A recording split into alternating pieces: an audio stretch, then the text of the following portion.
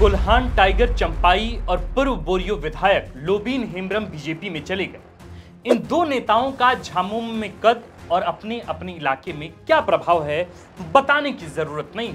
पहले कोल्हान और फिर संथाल में सत्तारूढ़ झारखंड मुक्ति मोर्चा को दो बड़े झटके लगे हैं, लेकिन हेमंत सोरेन के चेहरे पर शिकन बिल्कुल नहीं दिखती। वह मैया सम्मान योजना और सरकार आपके द्वार कार्यक्रम में बिल्कुल व्यस्त नजर आते हैं।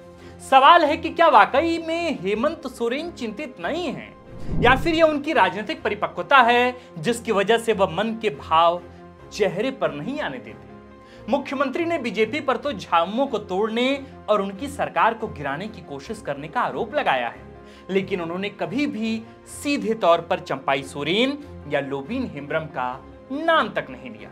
इन दो नेताओं के बारे में एक बार भी नकारात्मक बात तक नहीं कही। ये भी हेमंत सोरेन की राजनीतिक परिपक्वता ही दिखलाती। हेमंत सोरेन 2019 में सरकार बनाने के बाद से धीरे धीरे सियासत में परिपक्व हुए हैं, चतुर और चालाक बने। पता नहीं कि उनको मंझा हुआ सियासी खिलाड़ी कहा जाए या नहीं, लेकिन अगर आप 2019 से लेकर अब तक झारखंड के अलग अलग सियासी घटनाक्रमों को देखें तो पाएंगे कि हेमंत सोरेन ने विपक्ष के हर वार को मजबूती से पलटवार किया है। चाहे वो ऑफिस ऑफ प्रॉफिट का मामला में निर्वाचन आयोग की कथित चिट्ठी हो, कांग्रेस के 3 विधायकों का कथित तौर पर बीजेपी के सहयोग से गठबंधन सरकार को गिराने की साजिश में शामिल होना हो, या फिर जमीन घोटाले मामले में गिरफ्तारी के बाद बड़ी सफाई से अपनी सरकार को अस्थिरता से बचा ले जाना हो। हेमंत सोरेन सियासत के चतुर और माहिर खिलाड़ी साबित हुए। इस वीडियो में हम सिलसिलेवार ढंग से हेमंत सोरेन के उन सियासी कदमों की चर्चा करेंगे जिन्हें उनका अब तक का सबसे बड़ा मास्टर स्ट्रोक बताया जाता है। कदम जिससे बीजेपी को शिकस्त मिली। तारीख थी 25 अगस्त 2022। खबरें आई कि खनन पट्टा लीज मामले में ऑफिस ऑफ प्रॉफिट के आरोपों में घिरे हेमंत सोरेन को लेकर निर्वाचन आयोग की एक चिट्ठी राज्यपाल रमेश बैस के पास पहुंची। दावा किया गया कि इसमें हेमंत सोरेन की विधायकी रद्द करने की अनुशंसा की गई। अब ओडिशा के राज्यपाल बन चुके पूर्व मुख्यमंत्री रघुवर दास ने राज्यपाल रमेश बैस के पास शिकायत की थी कि हेमंत सोरेन ने सीएम रहते अपने नाम से खनन पट्टा का लीज लिया। राज्यपाल ने निर्वाचन आयोग से मंतव्य मांगा। निर्वाचन आयोग ने कथित तौर पर चिट्ठी भेजी, लेकिन लिफाफा कभी नहीं खुला। हेमंत सोरेन की विधायकी रद्द करने के कयासों के बीच सरकार पर खतरा मंडराने की आशंका थी। हेमंत सोरेन ने कुछ ऐसा किया कि बीजेपी भौचक्का रह गई। पहले तो 27 अगस्त 2022 को वह गठबंधन के सभी विधायकों को लतरातू डैम और रिजॉर्ट ले गए। फिर ठीक 3 दिन बाद यानी 30 अगस्त को सभी विधायकों को सीधा छत्तीसगढ़ की राजधानी रायपुर ले जाया गया। तब वहां भूपेश बघेल यानी कांग्रेस की सरकार हुआ करती थी। इधर खनन पट्टा लीज मामले को लेकर बीजेपी हेमंत सोरेन पर हमलावर थी। भ्रष्टाचार के आरोपों में घेरने की कोशिश कर रही थी। लगा था कि जनता में हेमंत सोरेन की लोकप्रियता कम हो गई, लेकिन तभी 15 सितंबर 2022 को हेमंत कैबिनेट में 1932 खतियान आधारित स्थानीयता बिल का प्रस्ताव पास हो गया। 1932 का खतियान झारखंड में आदिवासियों के सेंटिमेंट से जुड़ा मामला है। पूरे प्रदेश में इस फैसले का हल्ला मच गया। 11 नवंबर को यह बिल विधानसभा से पेश हो गया। राज्यपाल ने जरूरी संशोधनों के सुझाव के साथ बिल सरकार को लौटा दिया। हालांकि 20 दिसंबर 2023 को हेमंत सरकार दोबारा इस बिल को सदन में लेकर आई। मुख्यमंत्री हेमंत सोरेन ने सीधे सीधे आरोप लगाया कि हमने तो बिल पास किया। राज्यपाल ने केंद्र सरकार के इशारे पर इसे रोक दिया है। ये तो थी पहली घटना। अब दूसरी घटना की तरफ चलिए। जब हेमंत ने यह साबित किया झारखंड की सियासत में कि वे सूबे के घाघ नेता बन चुके हैं। तारीख 30 जुलाई साल 2022। खबर मिली कि हावड़ा में कांग्रेस पार्टी के 3 विधायकों को 49 लाख की कैश के साथ हिरासत में लिया गया। 31 जुलाई 2022 को गिरफ्तारी की खबर आई। इधर रांची के अरगोड़ा थाने में बेरमो विधायक जयमंगल सिंह यानी अनूप सिंह ने प्राथमिकी दर्ज कराई कि नमन विक्सल कोंगाड़ी, इरफान अंसारी और राजेश कच्छप बीजेपी के सहयोग से हेमंत सरकार को गिराने की साजिश कर रहे थे।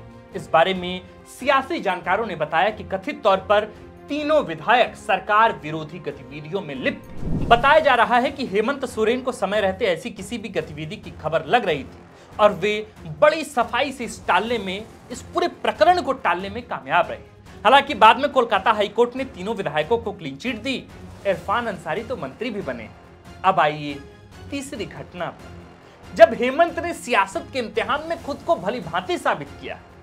तारीख 31 जनवरी साल 2024। ईडी ने कथित जमीन घोटाले केस में हेमंत सोरेन को गिरफ्तार कर लिया। गिरफ्तारी से पहले उन्होंने राज्यपाल को इस्तीफा सौंप दिया था। हालांकि इससे पहले ही उन्होंने एक बड़ा सियासी कदम उठा लिया था। उन्होंने 30 जनवरी 2024 को मुख्यमंत्री आवास में विधायक दल की बैठक में सभी विधायकों को विश्वास में लिया। ब्लैंक पेपर पर सभी विधायकों का हस्ताक्षर लिया और तब सोरेन परिवार के सबसे करीबी रहे चंपाई सोरेन को सीएम बनाया। इससे पहले सभी विधायकों को सर्किट हाउस में एकजुट रखा गया। 3 फरवरी को चंपाई सोरेन ने सीएम पद की शपथ ली और उसी दिन सभी विधायक हैदराबाद रवाना हो गए। बाद में सबको सदन में बहुमत साबित करने वाले दिन वापस लाया गया। तब जेल में रहते हुए भी हेमंत सोरेन विपक्ष द्वारा सरकार गिराने अथवा विधायकों की खरीद फरोख्त की किसी भी संभावना को खारिज करने में नाकामयाब रहे। हेमंत सोरेन जेल में थे और लोकसभा का चुनाव आ गया। सीएम हेमंत शायद भविष्य में राजनीतिक अस्थिरता की संभावना से भलीभांति वाकिफ थे, अवगत थे। यही वजह है कि 31 दिसंबर 2023 को गांडे विधायक तत्कालीन विधायक सरफराज अहमद ने विधायकी से ही इस्तीफा दे डाला। तय था कि यह सीट कल्पना मुर्मू सोरेन यानी हेमंत सोरेन की पत्नी के लिए छोड़ी गई है। पहले प्लान था कि यदि हेमंत सोरेन किसी अप्रिय स्थिति में फंसते हैं तो कल्पना सीएम होंगी। हालांकि परिवार से उठती विरोध की आवाज को लेकर चंपाई का नाम आगे कर दिया गया। इधर हेमंत सोरेन के जेल में रहते कल्पना ने प्रचार की कमान संभाली, अपने हाथ में प्रचार का जिम्मा लिया। उन्होंने हेमंत सोरेन को साजिशन जेल भेजने का मुद्दा उठाया। आदिवासियों में सहानुभूति उमड़ पड़ी। कल्पना मंचों पर हेमंत सोरेन की आवाज बनी। ये काम कर गया। गठबंधन झारखंड की 5 आदिवासी रिजर्व सीटें जीत गया। अब आइए चौथी घटना पर, जब हेमंत ने साबित कर दिया कि वे झारखंड की सियासत की धुरी बन चुके हैं। तारीख 16 अगस्त साल 2024। चंपाई सोरेन के बीजेपी ज्वाइन करने की खबर आई। कयास लगे कि कोल्हान के 6 और विधायक भी चंपाई सोरेन के साथ बीजेपी में शामिल हो जाएंगे। चर्चा थी कि दशरथ गगराई, रामदास सोरेन, नीरल पूर्ति, चंद्रा लिंडा और लोबीन हेम्ब्रम भी बीजेपी में जा रहे हैं। लोबीन हेम्ब्रम तो बीजेपी में शामिल हो गए, लेकिन बाकी लोग अब तक नहीं हुए। बताया जाता है कि चंपाई सोरेन की गतिविधियों की सारी जानकारी हेमंत सोरेन को वक्त दर वक्त पहुंच रही थी। उनको यह भी पता चल गया था कि कौन कौन से विधायक ऐसा कदम उठा रहे हैं। कहा जा रहा है कि सीएम हेमंत सोरेन ने खबर मिलते ही तुरंत सभी विधायकों से फोन पर 1 to 1 बातचीत की, उनको समझाया, उनको हड़काया, उनकी शिकायतों के निवारण का भरोसा दिया। इसके बाद ही सभी विधायकों ने पत्र जारी किया कि उनके बीजेपी में जाने की खबरें महज अफवाह हैं। वे झारखंड मुक्ति मोर्चा में ही थे और रहेंगे। इनमें से रामदास सोरेन को तो अब चंपाई सोरेन की जगह मंत्री भी बनाया गया है। कोल्हान में चंपाई सोरेन और संथाल परगना में लोबीन हेम्ब्रम अब बीजेपी का हिस्सा हैं। कितना असर डालेंगे ये तो 3-4 महीने में पता चल जाएगा। इतना जरूर है कि हेमंत सोरेन इस घटनाक्रम से परेशान या कमजोर नहीं दिखे हैं। उल्टा उन्होंने बीजेपी पर आरोप लगाया कि सरकार गठन के अगले घंटे से ही बीजेपी उनकी सरकार को गिराने की साजिश कर रही थी और अब भी वही कर रही है। हेमंत सियासत में मंझ रहे हैं, परिपक्व हो रहे हैं। इससे इनकार तो नहीं किया जा सकता, कतई नहीं किया जा सकता कि झारखंड में लोकसभा का चुनाव उनके चेहरे पर लड़ा गया और पार्टी चुनाव बड़े स्तर पर जीती भी। बीजेपी को आंशिक नुकसान भी हुआ। भाजपा आदिवासी सीटें हार गई, वो सीटें भी जो पिछली दफा जीती थी। विशेषज्ञों ने लोहरदगा, दुमका और खूंटी की हार को भाजपा के लिए सबसे बड़ा झटका माना। अब देखने वाली बात होगी कि आगामी विधानसभा चुनाव में हेमंत फिर से खुद को साबित कर पाएंगे या अगला चाल बीजेपी ही चलेगी। सत्ता की लड़ाई में जीत किसे नसीब होगी, ये दिसंबर की कड़कड़ाती ठंड में जनता तय करेगी। पर हेमंत मुख्यमंत्री रहते वर्तमान सरकार के वापसी के लिए क्या कुछ तय कर पाते हैं, ये इस बात से तय होगा कि झारखंड में सरकार किसकी बनेगी। क्या हेमंत झारखंड के घाघ नेता होने का सबूत फिर से जनता को दे पाएंगे? एक राजनीतिक रणनीतिकार के तौर पे उन्हें सफलता क्या वाकई मिलेगी? इसको लेकर आप अब हमें बताइए।